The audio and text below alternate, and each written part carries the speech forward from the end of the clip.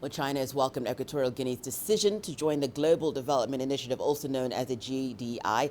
In a phone conversation with Equatorial Guinea's President Teodoro Obiang Nguema, Chinese President said that China stood ready to work with Equatorial Guinea. Well, let's just continue with that story. We're now joined by Ovigwe Ogwego, a policy analyst at Development Reimagine, who's based in Abuja.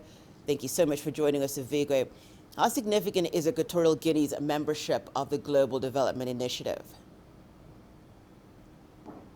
Sorry, come again, I didn't hear that.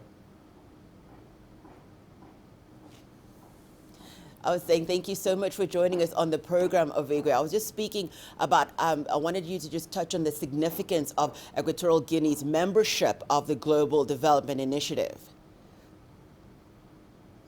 Oh yeah, it's a good start. I think for such an initiative, developing countries present an opportunity, Equatorial Guinea in particular. So for Equatorial Guinea becoming part of the GDI, I believe it will set the ball rolling and inspire other African countries to sign on, because at such an early stage, it's crucial that African countries are at the table, having these conversations around strengthening policy coordination, to realize their development agendas.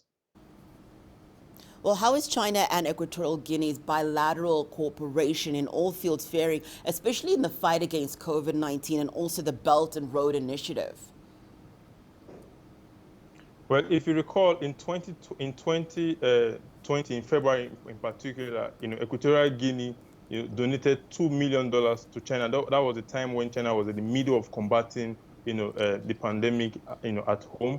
And then fast forward to February of this year, 100 doses of, China donated Sinopharm vaccines arrived, in Equatorial Guinea, which was a very big step forward, because it made Equatorial Guinea the first African country to receive COVID-19 vaccine aid from China. So, and if you look going forward again, I think in June, Equatorial Guinea bought another 500,000 doses, of a Sinovac vaccine. And looking at how much that what it has meant for Equatorial Guinea, as it stands now, as of September 2021, Equatorial Guinea has fully vaccinated, 28% of the target population, which is something remarkable in the continent where overall we're looking at 5%.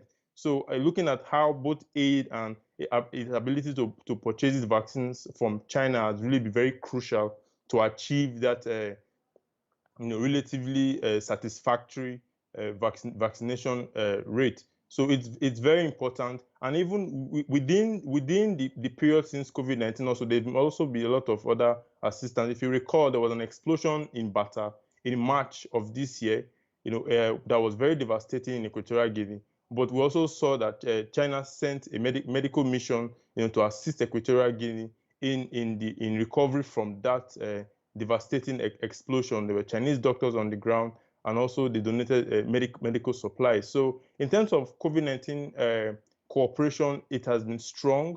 In terms of other issues that Equatorial Guinea has faced, like the explosion I just mentioned, there was also Chinese support, and that is because there's a good relationship between both sides. On the BRI, there's a lot of opportunities for Equatorial Guinea in terms of infrastructure financing and how to improve trade and ties with China. So I'm hoping that with Equatorial Guinea within the GDI can raise its propositions on how to improve economic revitalization and all of these tenets that we're seeing the GDI really present. So both the BRI and the GDI having a lot of cooperation on that front. Ovigwe, thank you so much for all that. Ovigwe Ogwego, a policy analyst at Development Reimagine, and he's based in Abuja.